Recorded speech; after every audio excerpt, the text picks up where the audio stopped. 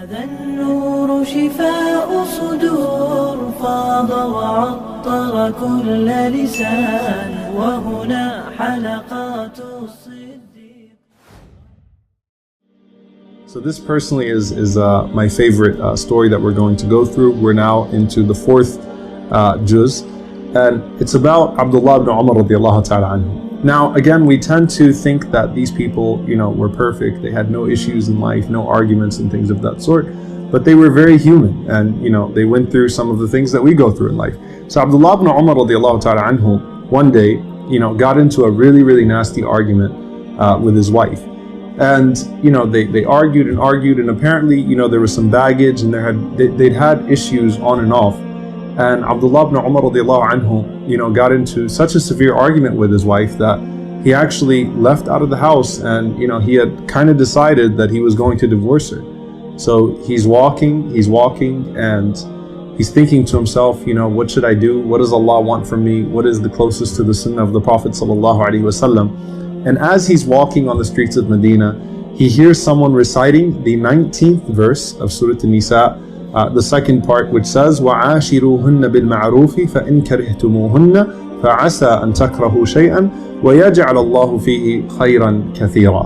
And live with them in kindness, dwell with your spouses in kindness.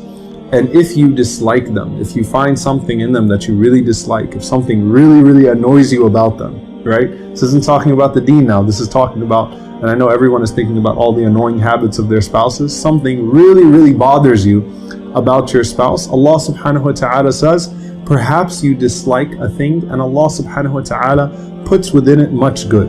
So, look for things that you like about your spouse, try to focus on those things, and sometimes the very things that you dislike about your spouse will actually come in handy in the future.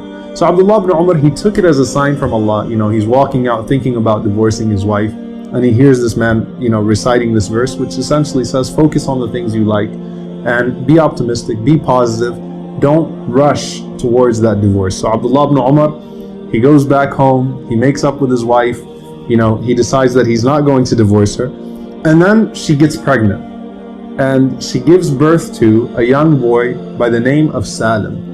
And Salim was the favorite son of Abdullah ibn Umar radiallahu ta'ala anhu. So Salim actually becomes the best son of Abdullah ibn Umar. He becomes a great scholar of Medina, the greatest scholar of Abdullah ibn Umar's children. He becomes a hadith narrator, right? So he carries on the legacy of his father. And every time Abdullah ibn Umar would look at him, he would say, Sadaqallah, Sadaqallah. Allah was truthful, Allah was truthful. Like I could have divorced his mom and I would have never had this child, subhanAllah, but look what Allah placed within this child. But this boy grew up to become great. And this teaches us a very valuable lesson in our marriages.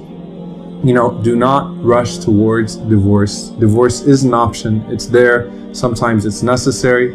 But, don't focus on the things that drive you crazy about the other person. Try to work beyond those incompatibilities, and try, especially if you got married for a good reason, for the sake of Allah subhanahu wa ta'ala, try to remember why you chose that person, why you wanted to be with that person in the first place. Focus on her good or focus on his good. And you never know what Allah subhanahu wa ta'ala might bring out of that person.